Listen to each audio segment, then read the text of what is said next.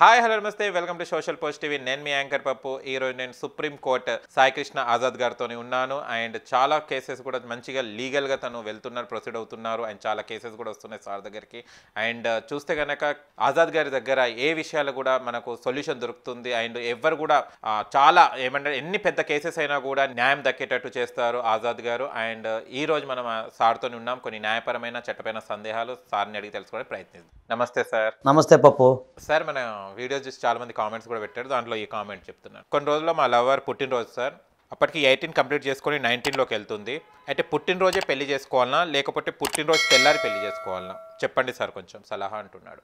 ఒకటే చెప్తున్నాను, మీకు అబ్బాయికి 21 ఇయర్స్ నుండి 22 ఇయర్స్ ఉండాలి అతనికి. సో ఆ మహిళకి 18 ఇయర్స్ నుండి 19 రావాలి. అంటే ఉదాహరణకి ఈరోజు నేనున్నాను, నా 18 అయిపోతుంది. సో నైట్ 12 గంటలకి నేను ఎవరో మేజర్ అయిపోతున్నా. నైట్ 12 గంటలకు నేను మేజర్ అవుతున్నా. సో నేను నైట్ 12 గంటల తర్వాత 1 గంట కూడా నేను పెళ్లి చేసుకోవచ్చు. ఒక గంట చాలు. అంటే అతను అడిగేది ఏంటంటే తెల్లారి పుట్టినరోజు జరుపుకుంటుంది. అంటే 18 ఇయర్స్ కంప్లీట్ అయ్యి 19కి వచ్చేసింది, ఆ మేజర్ అయిపోయింది ఆమె. సో ఆ రోజైనా పెళ్లి చేసుకోవచ్చు. ఆయనకి అంత కంగారు ఉంటే తెల్లారైనా పెళ్లి చేసుకోవచ్చు, సంవత్సరాల తర్వాత పెళ్లి చేసుకోవచ్చు. అంటే ఉదాహరణకి 12 గంటలకి మైనర్ నుంచి మేజర్ స్థానానికి వెళ్తుంది ఆమె. సో నీకు ఓపిక ఉందంటే నైటే చేసుకో, ఎవరు కాదన్నారు. అది మనం చెప్పి ఓకే వివర్, చూసావు కదా సార్ కామెంట్.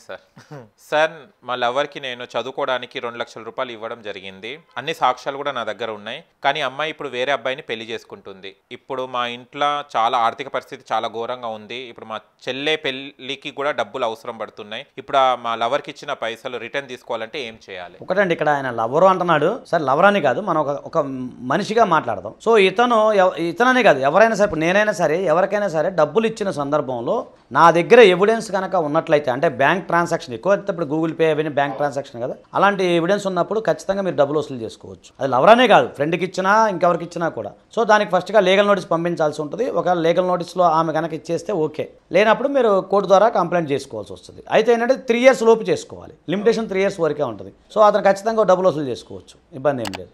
సాక్ష్యాలు ఉన్నాయి కాబట్టి వసూలు చేసుకోవాలి. అన్నీ ఉన్నాయి కాబట్టి వసూలు 3 ఇయర్స్ లోపే వసూలు చేసుకోవాలి. 3 ఇయర్స్లో. Okay sir, thank you. Sir ఇంకో కామెంట్ సార్, ఇది వాళ్ళ భార్య అట. చూద్దాం. వాళ్ళ భార్య డైలీ చూస్తే లేచినా కూర్చున్నా ఎక్కడ పోయినా కూడా నేను చస్తా అని వేధిస్తుంది సార్.